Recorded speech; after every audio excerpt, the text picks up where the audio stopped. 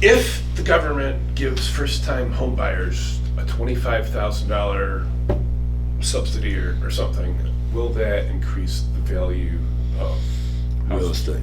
Yeah, yeah. Well, certainly we would have more real estate selling. I mean, interest rates are high right now. People aren't doing a good job of saving up for a down payment. $25,000 could make a huge difference. It's really a complicated issue. I mean, If somebody can't save up for a house, that's a great point. That's a great point. Right.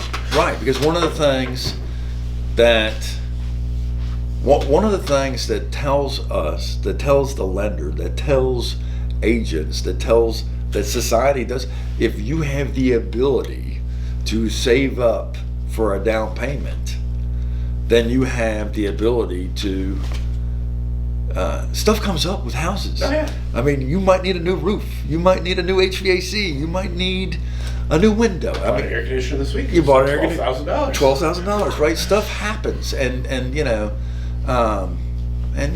as we get older and have more real estate transactions, and we build up equity, and we sell one house and buy another house. I mean, so it's a mixed bag. I understand.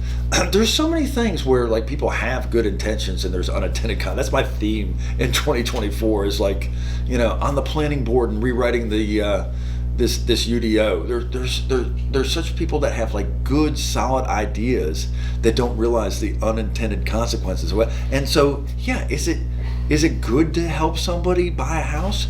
Sure it is, but like what if we have rampant foreclosures afterwards? Then real estate prices will plummet.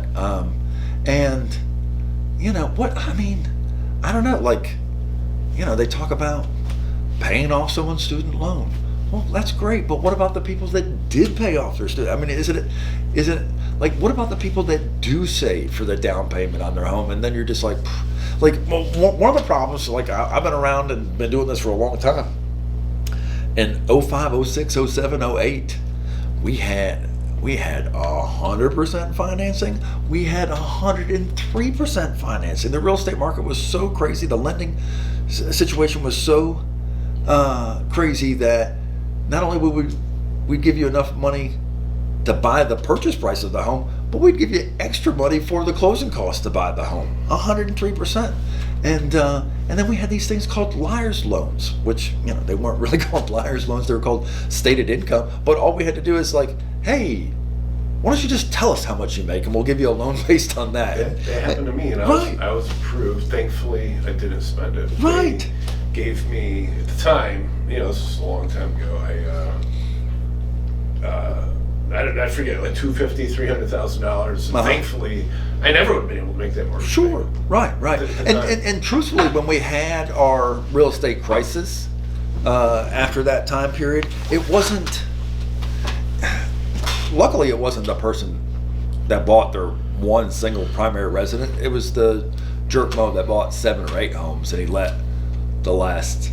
They didn't let their main home go, but they let 7 houses go, and that's why we had a plummet. So I think whenever you put your thumb on the scale, you have to be aware. Now, we're in a situation right now where I feel as though my generation or the generation before me has really done some bad stuff to the upcoming generations, where housing affordability, I mean, look at the prices of housing right now. Look at how much the average person is making and versus what the average house costs.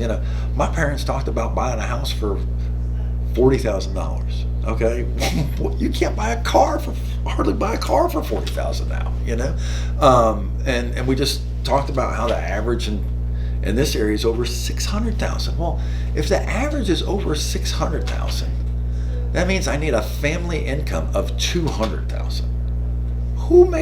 Hardly anybody's making $200,000, and a family income of the average United States family income is $60,000. So that means we can afford $180,000. I don't have a $180,000 home. So I understand what they're trying to do there.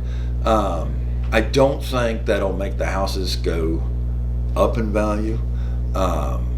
But I do think that there are unintended consequences of trying to help people, and it could be a disaster.